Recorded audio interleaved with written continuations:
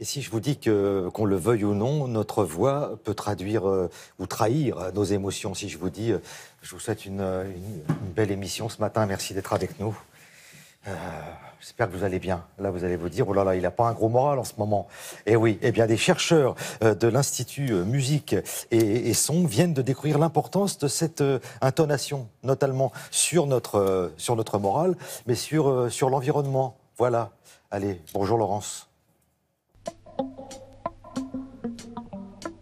Celle-là, elle s'écoute parler.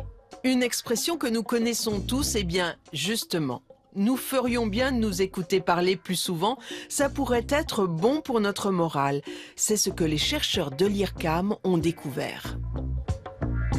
Donc dans cette expérience, on demande aux participants de lire un texte à voix haute, une tâche très simple. Mais ce qu'ils ne savent pas, c'est qu'à leur insu, on modifie le ton de leur voix. C'est-à-dire qu'ils parlent dans un micro, ils s'entendent au casque, et nous, très rapidement, on modifie légèrement ce qu'ils disent, de façon à ce que ça sonne de façon plus joyeuse ou plus triste. Stop, d'abord ce A4, ensuite celui-là, ensuite celui-là. D'accord, ok.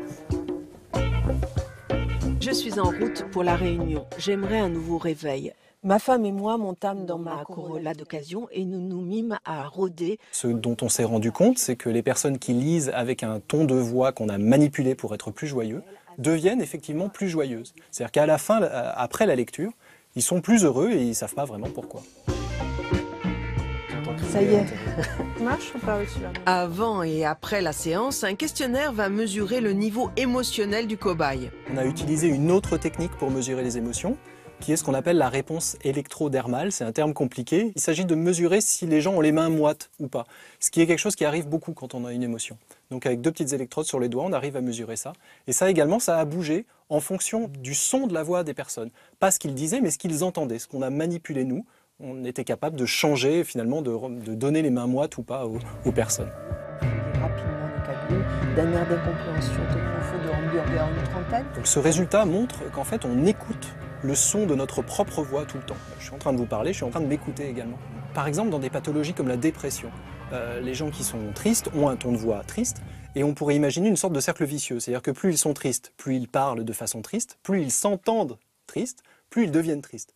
Ce résultat-là montre qu'on peut arriver à comprendre ce mécanisme de cercle vicieux et peut-être l'interrompre et peut-être intervenir dessus.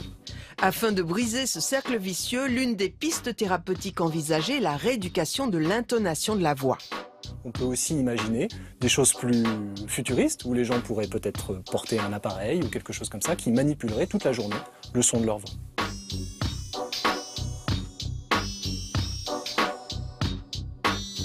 Ces logiciels de retouche sonore vont soigner notre morale, mais on peut aussi envisager changer une voix. Par exemple, une voix aigrelette peut devenir une voix d'une sensualité torride. Et dernièrement, les chercheurs de l'IRCAM ont même réussi à faire reparler Louis de Funès et Marilyn Monroe. Eh bien, merci beaucoup. Vous voyez, voilà, là, si je vous dis que c'est un vrai plaisir d'être avec vous jusqu'à 9h25, là, voilà, là, il y a une vraie sincérité. Merci beaucoup aux chercheurs du laboratoire Sciences et Technologies de la musique et du son. Merci Laurence Beauvillard.